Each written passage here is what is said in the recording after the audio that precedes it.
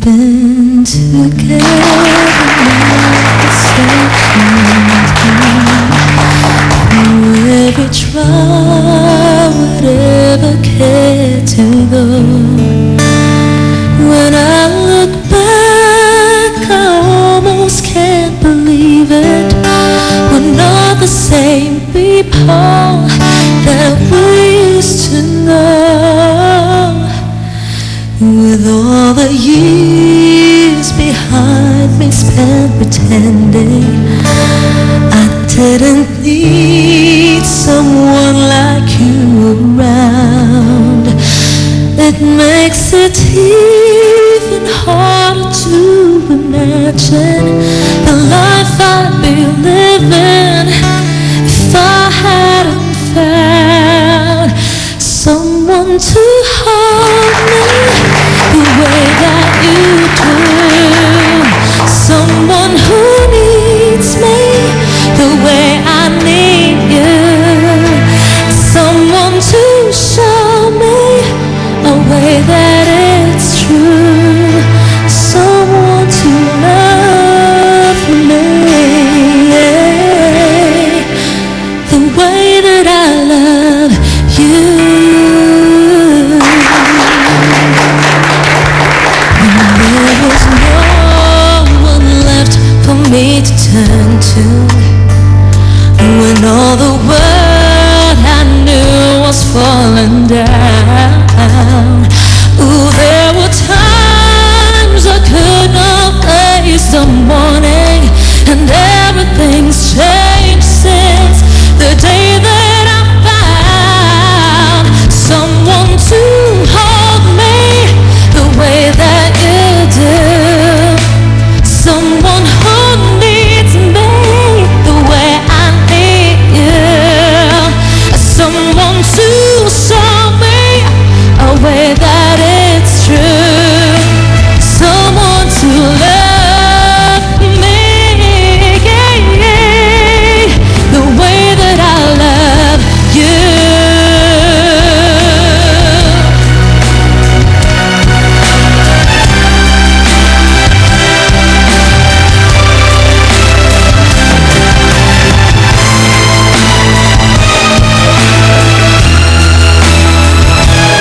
Come on, come on, come on, come on now. Someone to hold me the way that you do, someone who needs me the way I need you, someone to show me a way that it's true, someone to love me someone to hold me the way that you do, the way I need you,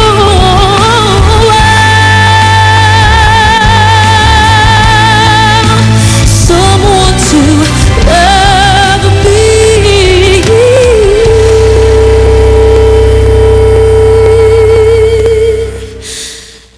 the way that I love you.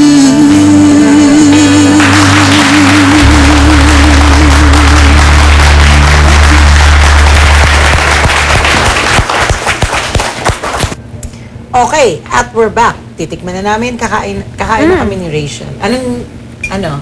Masarap naman po siya. Masarap siya. Ang hang-hang. Anghang! Nalagdagan ko pa kasi eh. Hindi, masarap po siya. Ako nga kinakain ko pa yung sili eh. Nakain ko pa yung sili. Talaga po nga. Wow. Kasi actually, yung original ata nito, talagang puro sili siya. Puro sili siya. Parang, yun yung pinakagulay niya. Ang sarap. Kaya Talaga? diba? Grabe. Pero alam ko, may maanghang siya. Kaya kailangan tatanggalin mo yung membrane.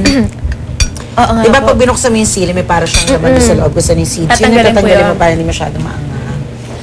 So anyway, masarap. Yes. Ayan, si mami Grabe. mo, si mami mo, patikimin natin siya mamaya. Oo nga. Patikimin na natin siya. Ayan, sigurado namang pwede niyong gawin sa bahay. At medyo hindi siya mahal gawin. Kasi simple lang naman yung ingredients Yes. So anyway, Rachel, 2004, you became the Search for a Star Grand Champion.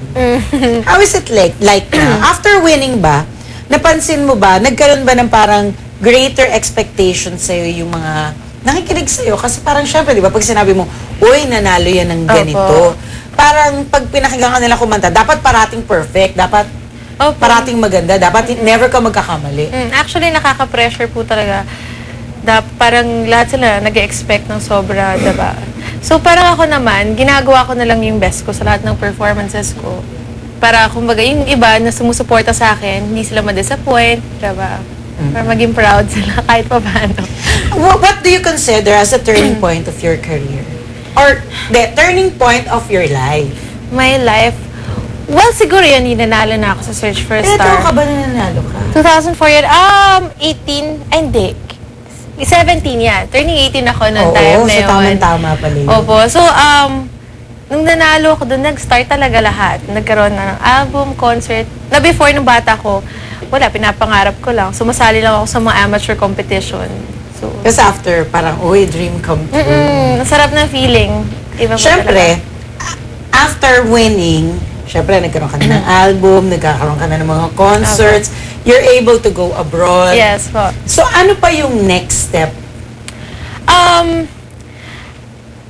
Ngayon po, gusto ko talagang mangyari, magkaroon ng album na puro composition ko. You compose also? Meron na po akong mga na-compose pero hindi pa nailalabas ako. Ba't ayaw mo ilabas? Siguro, sa next album ko, meron ako ginagawa ngayon pero all revival siya. Tapos siguro yung sa next, all talagang original composition. Oo. Para maganda, di ba? Nga Para eh. ma-showcase din yung isang mong talent. Correct. Kasi di ba sabi nila, pag pumasok ka nga daw sa showbiz, syempre, pag kumetagumpay, part nun, alam na natin, may heartbreaking moments Yes. sa showbiz, di ba? Or sa trabaho natin. Opo. Hindi natin maiwasan yung minsan intriga, minsan kung Intriga. ano yung nasasabi. So, sa tingin mo, ano yung mga bagay or ano yung mga heartbreaking moments na yun? Heartbreaking moments. Kasi ewan ko kasi it's different. Para sa mga artista kasi, marami kami nun eh. Hindi ko alam kung para sa singers, it's the same. Kung ganun din ba kadami or mas iba ng konti. Well, nung nagsa-start pa ako, syempre, hindi ako sanay sa mga gantong trabaho, sa mga intriga. Medyo parang nakaka-hurt. Pero nasanay na rin ako pag may mga naririnig ako na, kumbaga, natatawa na lang ako. Para, ay, ganun talaga eh. Pero ayoko lang, kung nasasaktan talaga ako pag syempre nadadama yung family ko, yun, dun ako na-hurt. Pero kung sa sarili ko, wala, parang dead mo Do you ako. feel bad ba pag kino-compare ka nila sa ibang singers? Kasi natural yun, di ba? Natural Yung po talaga nakakompare eh. ka sa, kunyari, ganito si ganito, pareho na kumanta si ganyan. Na, wala na, kumbaga nasanay na rin po, sa trabaho ko, ang dami kong nakakasama, nakakasabay, nakukumpara talaga. At saka may, kumbaga, may kanya-kanyang paborito yung mga tao eh. Ganun talaga. Yes.